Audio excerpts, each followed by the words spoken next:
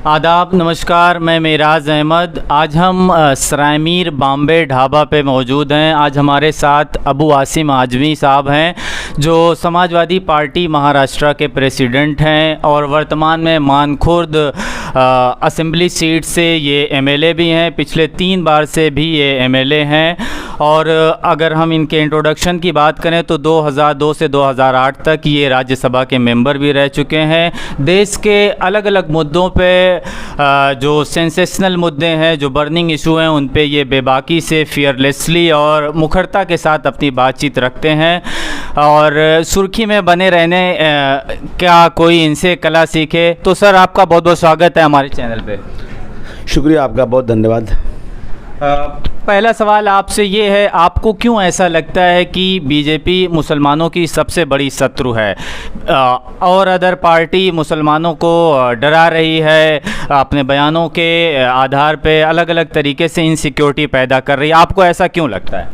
ये तो आपको भी लगना चाहिए, सबको लग रहा है, पूरे देश को लग रहा है कि बीजेपी जो है, इनकी एक नीति कि इस देश को हिंदुत्व करो, इस देश के अंदर सेकुलरिज्म को ख़त्म करो।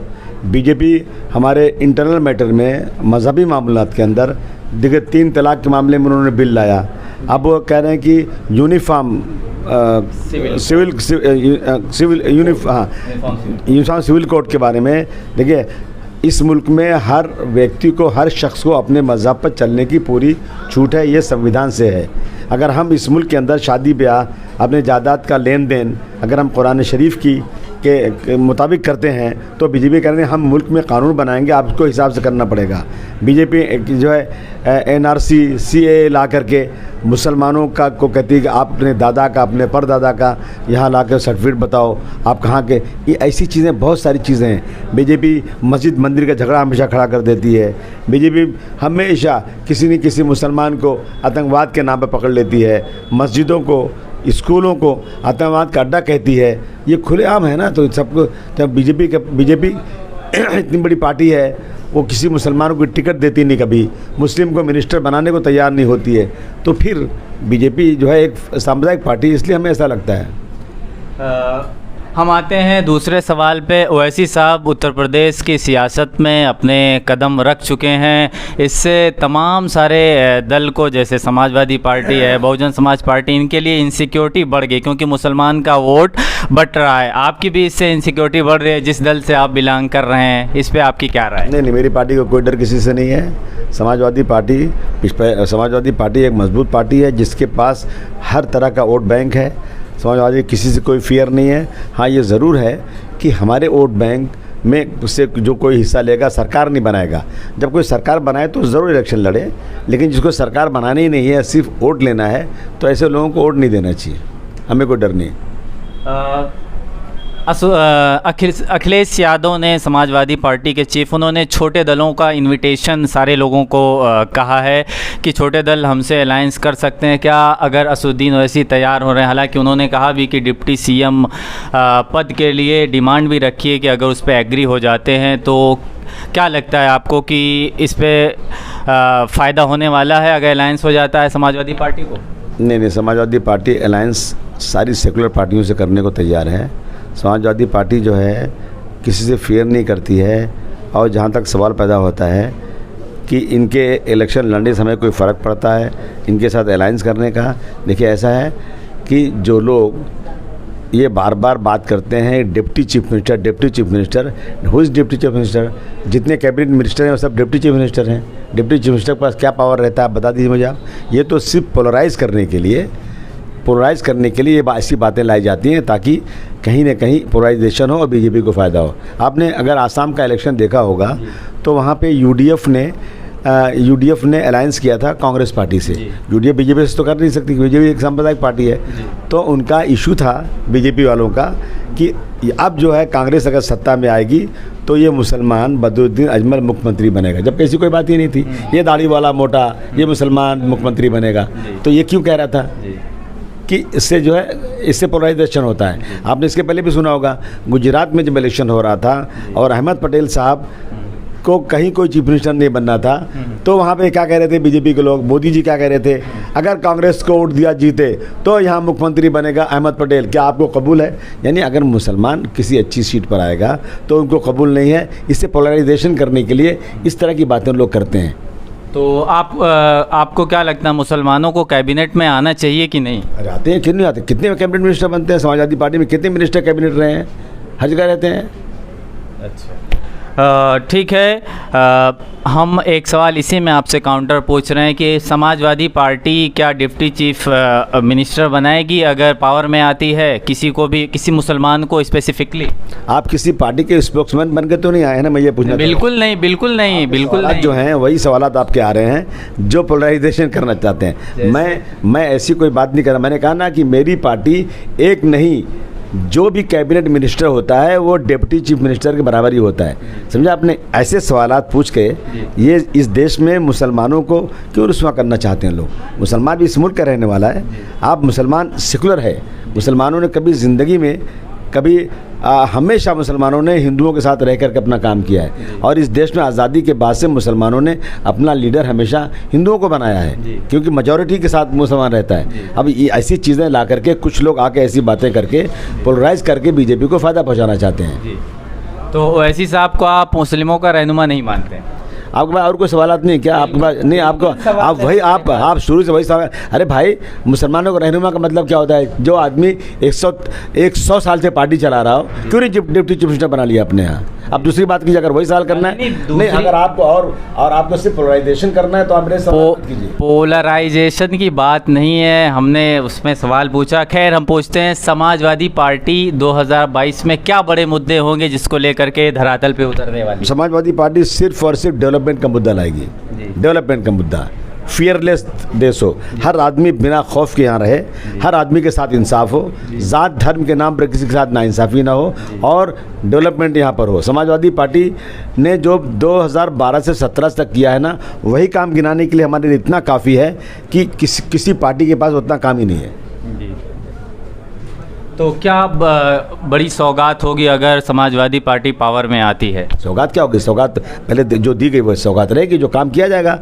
किसानों के लिए बिजली फ्री थी, पानी फ्री था यहाँ पर, और दवा पढ़ाई मुफ्ती होगी, रोटी कपड़ा सस्ती होगी। समाजवादी पार्टी ने करके दिखाया है। समाजवादी पार्टी ने लैपटॉप बांटा है। समाजवादी पार्टी ने बच्चियों को जो 20,000 जो पढ़ती थी हाई स्कूल इंटर, उनको 20,000 30,000 रुपया दिया है। समाजवादी शमशान घाट बनाया, शमशान के लिए पैसा दिया तो कब्रिस्तान के लिए पैसा दिया। समाजवादी पार्टी ने राइट जहाँ फसादात हुए वहाँ अच्छा एक्शन लिया और लोगों को मुआवजा दिया। और क्या चाहते हैं आप? एक सवाल ये है कि आज़मगढ़ जिस धरती से आप खुद बिलोंग करते हैं, ये एक तरीके से आतंक से कलंकित है। क्या बड़ी वजह है कि यहाँ पे लगता है कि लोग आतंक का एक दुनिया भर में एक नाम चलता है? ऐसा क्यों लगता है आपको? आज़मगढ़ के लोग बिल्कुल मेहनती हैं। किसी के पास 4 बीघा 5 बीघा 10 बीघा खेत है, सब अपना गांव घर छोड़ करके मुंबई में, दिल्ली में, कलकत्ता में, सऊदी अरब में, दुबई में कमाते हैं और अपनी बिल्डिंगें बनाते हैं यहाँ पर। उनके पास नया मोबाइल भी है, नई गाड़ियाँ भी हैं, और सरकार से कोई नौकरी नहीं मिलती। ये लोग बाहर से पैसे लाते हैं और सरकार को बहुत बड़ी फॉरेन करेंसी में मदद करते हैं। इनको एयरपोर्ट में गुलाब का फूल देना चाहिए, इनको अप्रिशिएट करना चाहिए कि ये मुल्क की मदद कर रहे हैं। अगर वो अपना गाँव घर छोड़ के बाहर रहते हैं तो सरकार कहती है आबादी बढ़ रही है, इनसे आबादी भी नहीं बढ़ पा रही है। ये बाहर रहते हैं अपने बीवी बच्चों को छोड़ के। ये लोग जो हैं इस मुल्क में पैसे कमा के भेज रहे हैं, फॉरेन करेंसी बढ़ रही है, यहाँ की बेरोज़गारी को दूर कर रहे हैं। और उसके बाद जब ये देखते हैं ये लोग कि यहाँ पे लोग खुश कैसे हैं, तो इसको आतंकवाद कह देते हैं। आज़मगढ़ में एक से एक हस्तियाँ पैदा हुई हैं। शिबली नोमानी साहब इसी सरजमीन के थे, जो पूरी दुनिया में उनकी काबिलियत मशहूर है। इसी सरजमीन के मौलाना फर्राई साहब थे, पूरी दुनिया उनको जानती है। मदरसा इस्लाह है जो दुनिया माना हुआ है। यहाँ पर शिबली मंजिल है जो एक नामचीन अदारा है। अब इसके बाद आज़मगढ़ को आतंकवाद कहा जाए तो मैं समझता हूँ कि ये बिल्कुल, और मैं कहूँ कि महाराष्ट्र में एक से एक आतंकवादी पड़े हुए हैं, क्या नहीं है? दिल्ली में एक से एक आतंकवादी नहीं पकड़े जाते हैं। किसी स्टेट में, किसी धर्म में, किसी ज़ात में भी कोई अच्छा भी हो सकता है, ख़राब भी हो सकता है। लेकिन आजमगढ़ को एक निशाना बना कहोगे तो मैं समझता हूँ कि ये आजमगढ़ के साथ बहुत बड़ी नाइंसाफ़ी है। आजमगढ़ एक शरीफों का, एक उलमाओं का, एक बड़े बड़े ऋषियों की जगह है। इसी आजमगढ़ के मोहम्मदपुर के साहब थे जिन्होंने पटना में गंगा के किनारे उनको फांसी दी गई थी अंग्रेज़ों से लड़ते हुए। तो आजमगढ़ को तो ये कहना चाहिए कि आजमगढ़ में मुजाहिदे आज़ादी पैदा हुए हैं, आजमगढ़ में बड़े बड़े इंटेलेक्चुअल पैदा हुए हैं। ये कहने के बजाय अगर आजमगढ़ को आतंकवाद कहा जाए तो मैं समझता हूँ कि ये सीधी की सीधी नाइंसाफ़ी आजमगढ़ के साथ। एक सवाल ये है आपसे कि मीडिया क्या इस इतने जोखिम भरे दौर में अपना सही रोल प्ले कर पा रहा है आपकी नज़र से? माफ़ कीजिएगा, आपको बुरा लगेगा लेकिन आप वो मीडिया नहीं है, मैं जानता हूँ। आप तो खैर अच्छे आदमी हैं और आप छोटी मीडिया चलाते हैं, लेकिन मीडिया के मालिकान जो है ना तलवे चाट रहे हैं आजकल मोदी जी के और दिल्ली सरकार के। आपसे मैं पूछूं कि तबलीगी जमात के ऊपर मीडिया ने कई महीने तक आरोप लगाए, क्या वो आरोप सही थे? नहीं, आरोप सही थे, वो बिल्कुल गलत थे। मैंने कसम खाया था कि कोई भी तबलीगी जमात का आदमी का किसी नर्स के साथ थूकना, वहाँ पर पखाना फेंक देना, पेशाब बाटली में फेंक देना और बदतमीज़ी करना, मैं समझता हूँ कि कोई सवाल ही पैदा नहीं होता कि तबलीगी जमात का आदमी ये काम करे। और मीडिया ने ऐसा दिखाया कि देश में कोरोना बढ़ाने में सबसे बड़ा हाथ जो है ये टोपी कुर्ता वाले मुसलमानों का है, जिससे नफरत पैदा हुई और कई जगह मुसलमानों की जो है उनकी हत्याएँ हुई, उनकी दुकानें लूटी गई। मीडिया की वजह से कितना बड़ा नुकसान हुआ है गलत चीज़ को। और जब कोर्ट ने कह दिया कि ये तबलीग जमात के लोगों को बलि का बकरा बना गया, तो ये मीडिया चुपचाप क्यों बैठी रही? उसको सच्चाई दिखाना चाहिए कि भाई हमको ये न्यूज़ आई थी, हमने दिखाया, अब ये सच्चाई आई है सामने दिखा रहा हूँ। लेकिन मीडिया चुप हो जाती है क्योंकि मीडिया जो है ना तलवे चाटती है सरकार के और उन्हीं के रहम करम पर, उनके पेरोल पर काम कर रही है। अगला सवाल आपसे ये है, आज़म खान समाजवादी पार्टी के एक बड़े नेता जो कई महीनों से सलाखों के पीछे बंद हैं कई मामलों में, क्या लगता है कि क्या वो रियल में दोषी हैं या फिर तमाम सारे आरोप प्रत्यारोप उनके ऊपर गढ़े गए? देखिए, जब तक कोर्ट फैसला नहीं करेगा कोई कुछ नहीं कह सकता। अभी वो जो है मुजरिम नहीं, मुलजिम है जी। और ज़मानत उनका हक है। जब ठाकुर प्रज्ञा सिंह मालेगांव के ब्लास्ट में पकड़ी गई और उनको बीमारी के नाम पर, कैंसर के नाम पर उनको ज़मानत मिल गई और वो जाकर के बीमारी के नाम पर ज़मानत लेने के बाद जाकर इलेक्शन लड़ी वो और MP बन गई। आज भी मुकदमा चल रहा है उनका। आज़म खान साहब कुछ केसेस में पकड़े गए हैं और वो बहुत बीमार थे, यानी ऐसा लगता है कि उनको बिल्कुल जान का ख़तरा था। ऐसे में उनको ज़मानत नहीं मिलना, मैं समझता हूँ ये नाइंसाफ़ी है। आप कहेंगे क्या ये तो कोर्ट के हाथ में है? सरकारों का दखल है आजकल। और ये मैं इसलिए कह रहा हूँ कि 4 जजेस कोर्ट, सुप्रीम कोर्ट से निकलकर कुर्सी पर बैठ करके प्रेस कॉन्फ्रेंस कर कह रहे हैं कि आज जो सरकार चल रही इसके राज में, मुल्क में जो हो रहा है वो ठीक नहीं हो रहा है। तो आज़म खान के साथ ज़्यादती हुई है, उन्होंने कुछ गलती किया है नहीं किया है वो कोर्ट फैसला करेगा जब मालूम पड़ेगा। लेकिन आज़म खान के साथ ज्यादती हो रही, उनको ज़मानत नहीं मिल रही है, उनकी यूनिवर्सिटीज़ को तोड़ा जा रहा है, उनको बदनाम किया जा रहा है। आज़म खान एक बहुत बड़े नेता, समाजवादी पार्टी के नेताजी के साथ उन्होंने समाजवादी पार्टी बनाई थी, तो समाजवादी पार्टी पूरी की पूरी उनके साथ खड़ी है और कोशिश कर रही कि जल्द से निकलें। दिल्ली में बड़े से बड़ा वकील रखा गया है, उनको अस्पताल में इलाज के लिए पूरा बंदोबस्त अखिलेश जी ने किया है। लेकिन जब सरकार की नाइंसाफ़ी है तो हम क्या कर सकते हैं?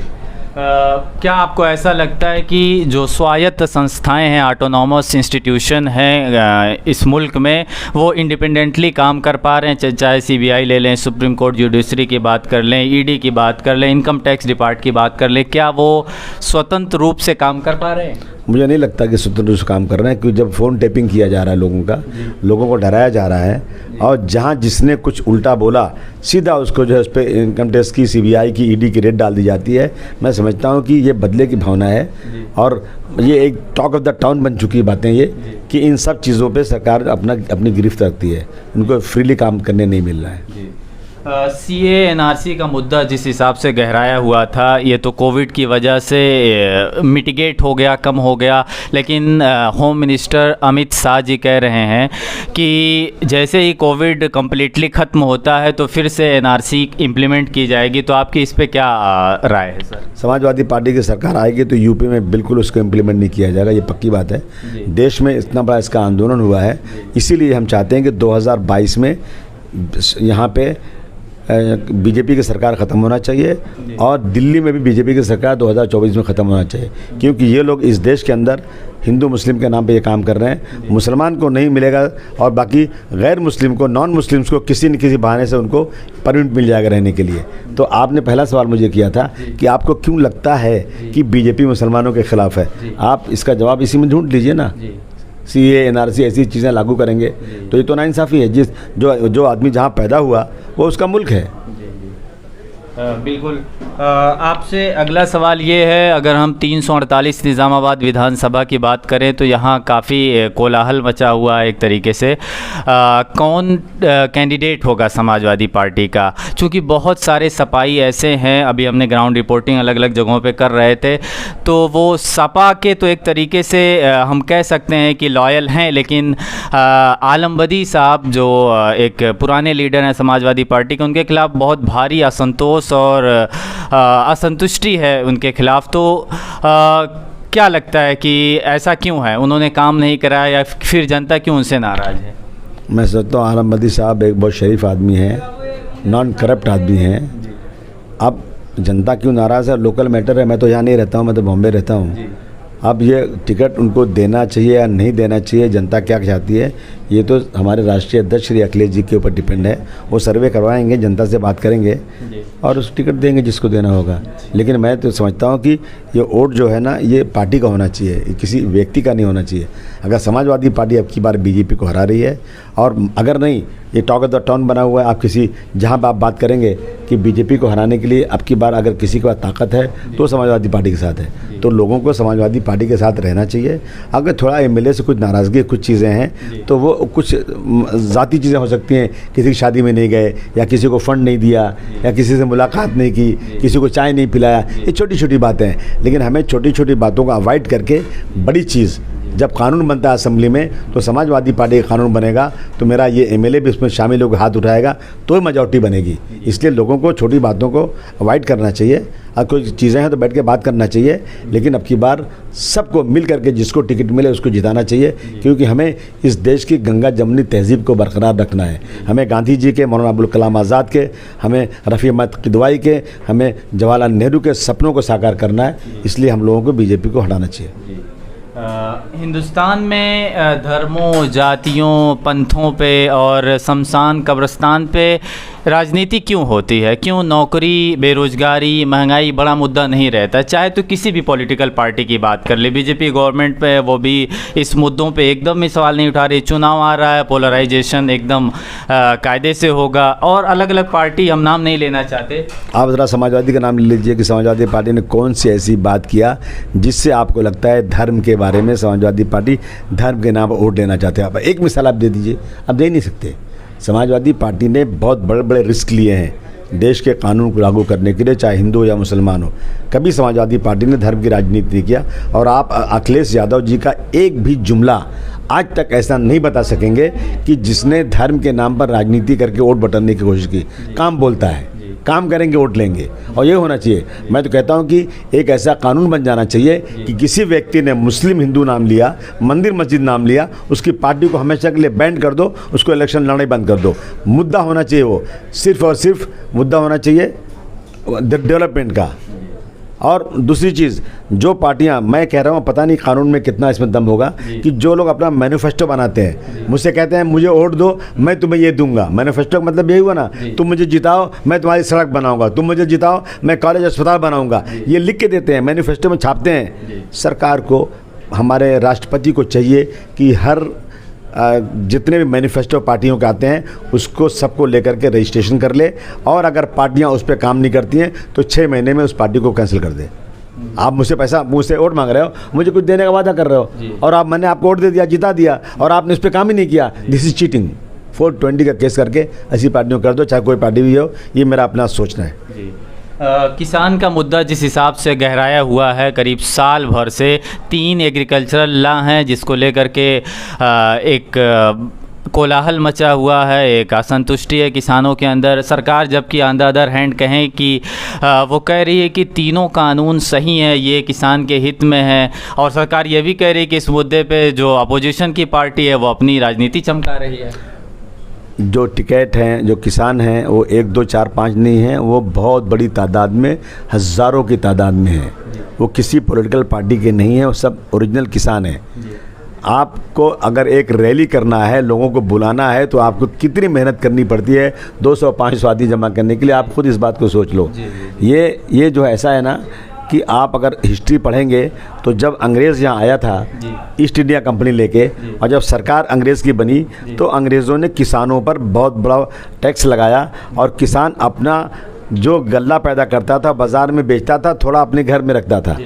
अंग्रेज़ों ने कानून बनाया कि कोई गल्ला घर में रख नहीं सकते, पूरा बाज़ार में आपको बेचना पड़ेगा। वो किसान जो अपना गल्ला अपने खाने के लिए रखता था, उसको भी बेचना पड़ता था, और बाद में वही गल्ला महंगे पैसे में ख़रीदना पड़ता था। किसान बर्बाद हो गया था।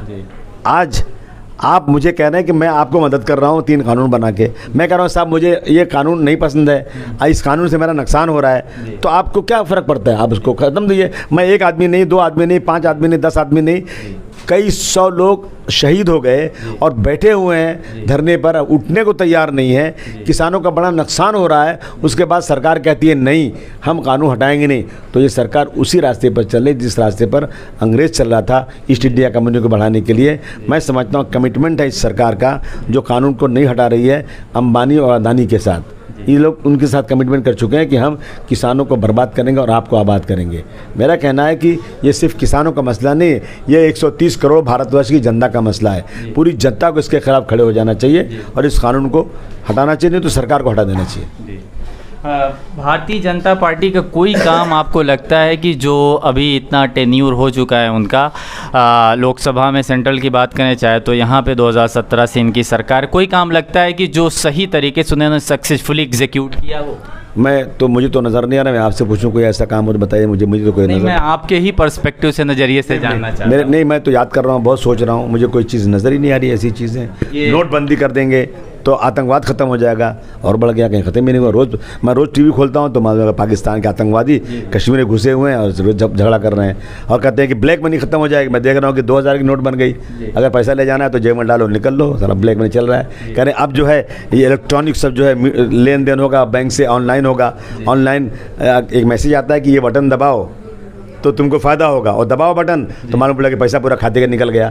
गरीब आदमी क्या बटन दबाएगा, क्या खाएगा ऑनलाइन? क्या जिसको 5000 8000 महीना मिलता है वो बैंक में डालेगा, फिर अपना पैसा आटा दाल चावल के लिए ख़रीदेगा। जिस मुल्क में 80 करोड़ को हमारे मोदी जी राशन दे रहे हैं 5-5 किलो, उस मुल्क के लोगों से ये कहा जा रहा है कि तुम अपना पैसा बैंक में रखो और ऑनलाइन काम करो। अरे क्या मजाक है? 5000 8000 कमाने वाला क्या करेगा? तो मैं समझता हूँ कि बिल्कुल फेल है सरकार, बिल्कुल किसी मामले में ये सरकार पास नहीं है। इसे जितने जल्दी हो सकता है उसे निपटा देना चाहिए। ये विरोधी होने के नाते आपको एक भी काम सही नज़र नहीं आ रहा, या फिर एक इम्पार्शियल निष्पक्ष होने के नाते? देखिए ऐसा है ना कि मैंने आपसे पूछा ना कि मैं इम्पार्शियल होना चाहता हूँ, मैं जानना चाहता हूँ कौन सा काम अच्छा है। कोई काम नज़र ही नहीं मुझे आता तो मैं अच्छा कैसे कह दूँ? एक काम अच्छा है, ये हर काम में मुस्लिम हिंदू और न जाने क्या अब्बा जान अम्मा जान। अरे क्या सब नाटक है सब? इससे क्या कुछ काम होने वाला है? अब्बा जान कह के आप किसको क्या दिखाना चाहते हो? अखिलेश यादव, मुलायम सिंह यादव आपसे ज़्यादा अच्छे हिंदू हैं, और मैं देखता हूँ कि मुलायम सिंह यादव के ऑफिस में बड़ी मूर्ति लगी हुई है, क्या अपना इनकी भगवान की, कोई भगवान है वहाँ पे लगी हुई है, और वो उनकी पूजा करते हैं। और ये लोग जो हैं अपने आप को सबसे बड़ा हिंदू दिखा रहे हैं। और कब तक ये मंदिर मस्जिद के नाम पर वोट मांगेंगे? कब तक ये हिंदुत्व के नाम पर वोट मांगेंगे? लड़ाना बंद करो, डेवलपमेंट का काम करो। जनता आपको अच्छी तरह पहचान चुकी है। एसपी समाजवादी पार्टी के चीफ अखिलेश यादव और उनके अंकल शिवपाल यादव ने अभी जल्दी ही मीटिंग में एक फ़ैसला लिया कि हमें दबंग और जो ऐसी छवि रखने वाले लोग हैं उनको टिकट नहीं मिलेगा। रमाकांत यादव फिर से आ गए, पार्टी ने उनको बड़ा खैर मकदम कर लिया, एक्सेप्ट कर लिया। नहीं, ऐसा कुछ नहीं है। जो आदमी जीतेगा अच्छा होगा, उसको टिकट मिलना चाहिए। उसकी जिसकी इमेज ख़राब हो, जिसकी इमेज ख़राब हो, उसको नहीं मिलना चाहिए। मैं बैठा हूँ, मैं आपको खुल के बोलता हूँ, आज़मगढ़ का एक आदमी जब मुझे फ़ोन करता है मुंबई में तो कहता है कि आसिम भाई मेरा ये काम दरोगा नहीं कर रहा है, मेरा ये काम एसडीएम नहीं कर रहा है, मुझे यहाँ परेशानी हो रही है, मुझे वहाँ परेशानी हो रही है। कौन मदद करेगा? मदद रमाकांत यादव कर सकते हैं, उनके सोर्सेज अच्छे हैं। मैं देखता हूँ मेरे स्कूल की बाउंड्री नहीं लग रही, कोई रोक रहा है, कौन मदद करेगा? रमाकांत यादव मदद कर सकते हैं।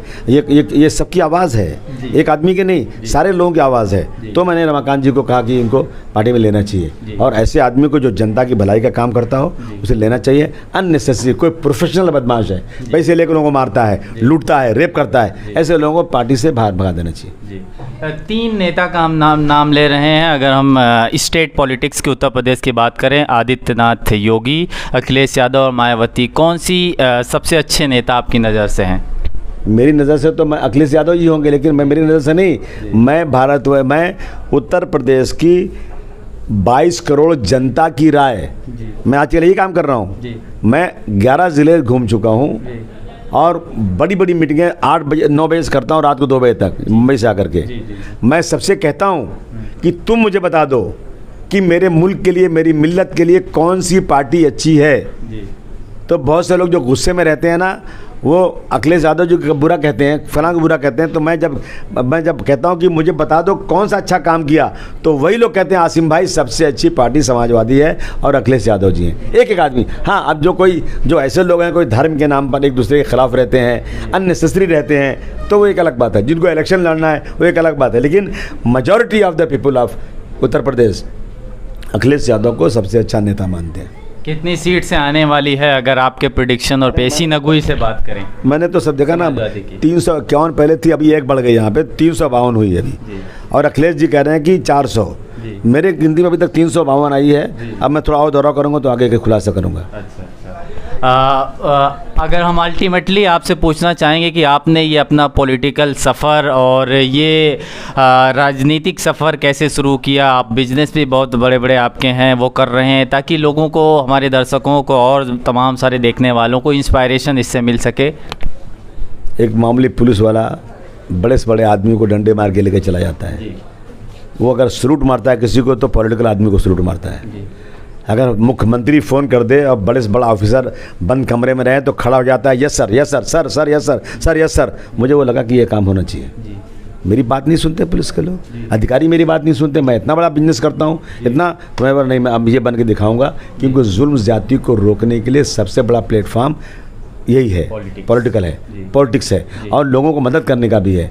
आपके पास कोई पानी के लिए नहीं आता, मेरे पास लोग आते हैं पानी नहीं मेरे आ रहा है, मैं उसको पानी दिलाता हूँ। मेरे पास कोई फ़ोन करता है, आसिम भाई मेरा मरीज, एक पेशेंट है, उसको इलाज करा दीजिए। आप बात नहीं, मैं पावर में हूँ, MLA हूँ, मैं फ़ोन करता हूँ, 2 मिनट उसका काम हो जाता है। मुझे कोई कहता है कि टिकट नहीं मिला रेलवे का, मैं लेटर लिखता हूँ, उसका रिजर्वेशन मिल जाता है। मुझे कोई कहता है कि मुझे जो है नौकरी चाहिए, तो मैं जब बात करता हूँ कंपनीज़ में थोड़ा इंप्रेशन पड़ता है। तो ऐसे बहुत सारे काम, सुबह से शाम तक मैं कई सौ लोगों को इस प्लेटफॉर्म से मदद करता हूँ। सिर्फ इसलिए आया हूँ, और कोई माई का लाल भारत वर्ष में कभी बोल नहीं सकता कि मैं पॉलिटिक्स पैसे के लिए करता हूँ। नहीं, पैसे मैं देता हूँ, पॉलिटिक्स में लेता नहीं हूँ।